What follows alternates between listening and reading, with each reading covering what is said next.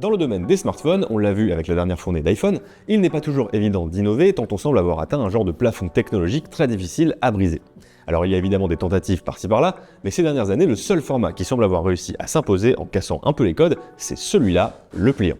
En 2023, plus de 20 millions de smartphones pliables ont été vendus dans le monde, un chiffre en hausse de 50% par rapport à l'année précédente. Mais le souci avec ce format, c'est qu'une fois plié, on est plus proche d'une brique que d'une limande. Le format flip, qui se plie verticalement, compense ce problème avec un design carré légèrement moins encombrant, mais le format fold, lui, ne peut pas vraiment contourner ce problème. C'est donc la course à la finesse pour les constructeurs, et à ce petit jeu-là, deux smartphones tentent de tirer leur épingle du jeu, le Google Pixel 9 Pro Fold et le Honor Magic V3. Lors de son annonce le 13 août 2024, le Pixel Fold deuxième du nom, puisqu'une première version était sortie en 2023 en esquivant l'hexagone, s'affichait alors comme le smartphone pliant le plus fin du marché. Mais dès le 6 septembre, Honor renchérissait avec son Magic V3, non seulement le plus fin, mais aussi le plus léger Fold au monde. On s'est donc dit que ça valait le coup de comparer ces deux nouveaux champions, passés d'ailleurs tous deux dans nos labos. Ergonomie, écran, perf, autonomie, photo, c'est parti pour le duel des smartphones pliants les plus fins du marché. Et on commence donc avec le design des deux smartphones et notamment leur principal argument de vente, leur dimension. Honor a Honor et son Magic V3 qui est donc à l'heure actuelle le fold le plus fin et le plus léger du marché européen. Et je dis bien européen puisqu'en fait le fameux Huawei Mate XT pliable en 3 mais uniquement vendu en Chine pour le moment n'est épais que de 3,6 mm d'épaisseur. Déplié, le Magic V3 mesure de son côté 156,6 mm de longueur, 145,3 mm de largeur et 4,35 mm d'épaisseur pour un poids de 226 grammes. Une fois refermé, il passe à 74 mm de largeur et 9,2 mm d'épaisseur. Alors c'est plus gros qu'un smartphone monobloc classique, mais en fait pas beaucoup plus, puisque le smartphone Galaxy S24 Ultra par exemple pointe à 8,6 mm d'épaisseur. Il faut reconnaître que la différence n'est pas titanesque. Face à lui, le Pixel 9 Pro Fold atteint les 257 grammes sur la balance, près de 30 grammes de moins que le premier Fold de Google sorti un an auparavant, mais aussi 30 de plus que le Magic V3 et même 18 de plus que le Galaxy Z Fold 6 de Samsung. Quand il est ouvert, le Pixel mesure 155,2 x 150,2 x 5,1 mm, épaisseur qui passe à 10,5 mm une fois replié.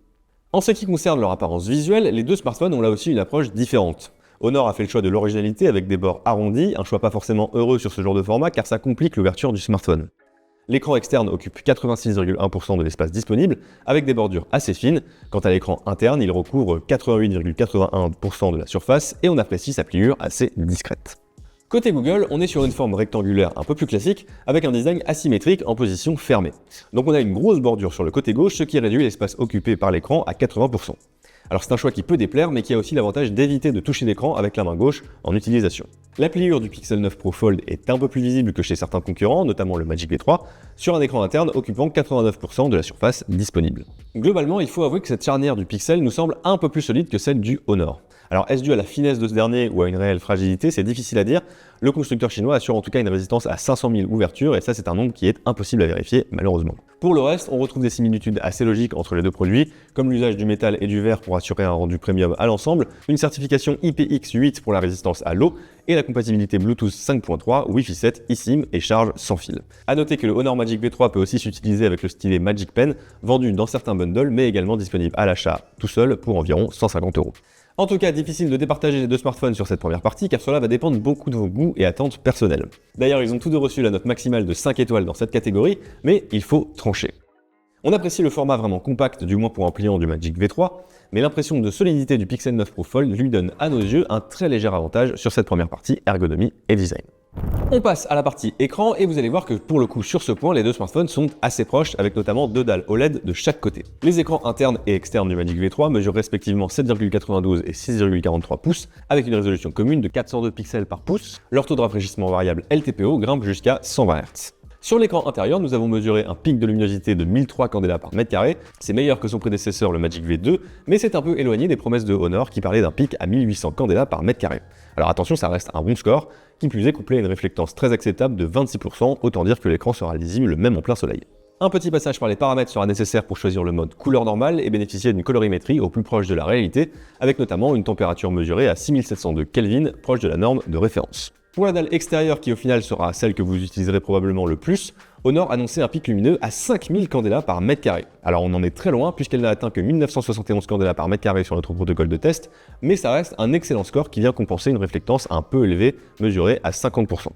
La calibration colorimétrique est en revanche un poil meilleure que sur l'écran interne. Côté pixels, la dalle interne est un peu plus grande que chez Honor puisqu'elle mesure 8 pouces avec le même taux de rafraîchissement variable 120 Hz et une définition de 373 pixels par pouce. Elle est cependant plus lumineuse avec un pic à 1643 candela par mètre carré. Là aussi, il faudra faire un tour dans les réglages pour troquer le mode colorimétrique adaptatif contre le mode naturel, mieux calibré, très proche des résultats du Magic V3. Pour son écran externe, le Pixel 9 Pro Fold reprend les specs du Pixel 9 standard, soit une dalle de 6,3 pouces avec une résolution de 422 pixels par pouce et un taux de rafraîchissement variable jusqu'à 120 Hz, sans LTPO cette fois. C'est un écran très lumineux avec un pic mesuré à 1932 candela par mètre carré et une très bonne calibration des couleurs, toujours en mode naturel. Là encore, les deux smartphones ont récolté 5 étoiles chacun pour leurs écrans respectifs, qui sont d'ailleurs assez proches en termes de specs. Mais vous l'avez vu dans nos datas, Honor s'en sort un peu mieux que Google dans ce domaine avec 2 dalles LTPO contre une seule côté pixel et un écran externe plus lumineux. Avantage donc Honor pour cette deuxième catégorie. Voyons maintenant ce qui se cache sous le capot du Pixel 9 Pro Fold et du Honor Magic V3. Ce dernier est équipé d'une puce Snapdragon 8 Gen 3, un excellent processeur que l'on retrouve sur de nombreux smartphones de la même génération. Résultat, le smartphone se montre très agile dans le multitâche et plutôt à l'aise en jeu, avec un framerate moyen de 125 images par seconde et des pics à 136 images par seconde, le tout sans chauffe significative malgré la minceur de l'appareil. Le Pixel est quant à lui doté d'un SoC Tensor G4, la puce maison de Google depuis le Pixel 6. On note que le smartphone est équipé de 16 Go de RAM dès sa version 256 Go de stockage, ce qui n'est pas le cas du Magic V3 qui doit se contenter de 12 Go de RAM pour 512 Go de stockage. Le Pixel Fold s'en sort donc à merveille en multitâche comme en jeu, avec un framerate moyen de 125 images par seconde et un pic à 130 images par seconde. En revanche, comme les autres Pixel 9, il a tendance à chauffer un peu lors de longues sessions de jeu. Mais l'avantage du Tensor G4 réside surtout dans sa gestion des fonctionnalités d'intelligence artificielle comme Gemini ou la retouche photo, qui produisent toujours un petit effet wow que l'on ne retrouve pas encore vraiment chez la concurrence, en dehors peut-être de Samsung. Pour des perfs très proches qui là encore valent la note maximale à nos deux smartphones, notre préférence ira donc plutôt vers le Pixel, forcément avantagé par sa puce maison pensée spécialement pour lui. Ça fait donc 2-1 pour le Pixel 9 Pro Fold. Et la partie suivante risque de ne pas arranger les affaires d'Honor puisque la photo est généralement le terrain de jeu préféré des Pixels. À l'arrière des deux smartphones, on retrouve 3 capteurs photo aux caractéristiques différentes, voyons ce qu'ils ont dans le ventre. Le module principal du Magic V3 est un 50 mégapixels équivalent 23 mm qui ouvre à f1.6. Les clichés produits sont lumineux et plutôt détaillés, même si on remarque un petit manque de précision sur les petits éléments et une colorimétrie qui a tendance à saturer un peu, ce qui peut plaire ou déplaire selon vos goûts. En basse luminosité, les photos manquent en revanche de naturel, la faute a un lissage un peu trop prononcé, mais l'ensemble reste relativement lisible. Côté pixels, on est sur un capteur principal 48 mégapixels équivalent 25 mm ouvrant à f1.7. Comme toujours, on apprécie le choix de Google d'un rendu plus naturel des couleurs, associé à un niveau de détail toujours très subtil, et de nuit, le traitement logiciel propre au pixel fait son œuvre, avec notamment une bonne plage dynamique et un bruit numérique bien rectifié. Le deuxième module du Magic V3, c'est un ultra grand angle 40 mégapixels qui s'est montré assez décevant. Même en pleine lumière, les textures sont lissées, les contours manquent de précision, les pourtours de l'image sont parfois flous, et l'ensemble est légèrement surexposé. Inutile de dire que de nuit, c'est encore plus compliqué. Et de son côté, le capteur ultra grand angle du Pixel Fold montre qu'on peut faire mieux avec 4 fois moins de mégapixels au compteur. Le niveau de détail de ces clichés est nettement supérieur, tout comme sa gestion de la colorimétrie, bien que là aussi on note une légère tendance à la surexposition. Il ne s'en sort pas beaucoup mieux que le Magic V3 en basse lumière, avec un rendu un peu trop flou à notre goût. Enfin, le troisième capteur est un téléobjectif 50 mégapixels chez Honor et 10,8 mégapixels chez Google. Le premier est un zoom x3,5 en optique, pouvant grimper jusqu'à x100 en numérique pour les plus audacieux d'entre vous. Le piqué est correct, mais les couleurs sont saturées et l'ensemble manque de naturel. Le second grimpe à x5 en optique et gère là encore mieux la restitution des couleurs et le niveau de détail. De manière assez surprenante, on peut toutefois dire que le Magic V3 s'en sort mieux que le Pixel de nuit pour ce téléobjectif, avec des résultats très honorables, bien qu'on déconseille toujours l'usage de ce type de capteur en basse luminosité. Les deux smartphones embarquent chacun 2 capteurs selfie sur chaque écran. Les photos réalisées sont cette fois encore mieux maîtrisées chez Google, bien que Honor n'ait pas vraiment à rougir de ses prestations. Pour ce qui est de la vidéo, Pixel comme Magic V3 iront jusqu'au 4K 60 images par seconde. Bon, on s'y attendait, le Pixel 9 Pro Fold reste le dominant sur le terrain photographique, le Magic V3 est loin d'être catastrophique avec 4 étoiles bien méritées dans ce domaine, mais son concurrent reçoit 1 étoile de plus et conserve l'avantage dans ce duel. On termine avec l'autonomie qui est rarement le point fort des smartphones pliants en raison du form factor limitant les possibilités d'installation d'une grosse batterie. Malgré cette petite difficulté, le Magic V3 est tout de même parvenu à s'offrir une batterie de 5150 mAh et sur notre protocole de test, cela lui a permis de tenir 14h et 3 minutes ouvert et 18h et 4 minutes fermé, soit une moyenne de 16h et 3 minutes. Sa charge filaire rapide 66 watts lui permet de faire le plein en 54 minutes et il est compatible avec la charge sans fil jusqu'à 50 watts, ce qui est mieux que la plupart de ses concurrents. Le Pixel Fold embarque lui une batterie de 4650 mAh qui lui octroie une autonomie de 13h50 ouvert et 15h56 fermé, soit une moyenne de 14h53 minutes. Il a besoin d'1h35 pour atteindre les 100% en charge rapide, bridé à 27 watts. En charge sans fil, il est limité à 7,5 watts et n'est étonnamment pas compatible avec les Pixel Stand en raison de l'emplacement de la bobine de recharge, et ça, c'est un peu dommage. Globalement, on peut dire que le pliant de Google déçoit pour cette partie autonomie, où il est légèrement supplanté par le Magic V3 qui rattrape un peu son retard en cette fin de duel. Au final, chacun de ces deux smartphones a récolté la note de 4 étoiles après passage dans nos labos.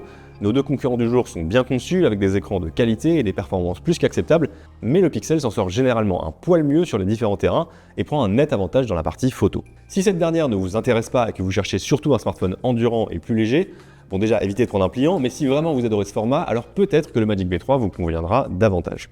Mais puisqu'il faut choisir, à mot doux, je peux le dire, c'est plutôt du côté de Google que notre avis va pencher, grâce aussi à ses fonctionnalités IA et à sa garantie de 7 ans de mise à jour majeure.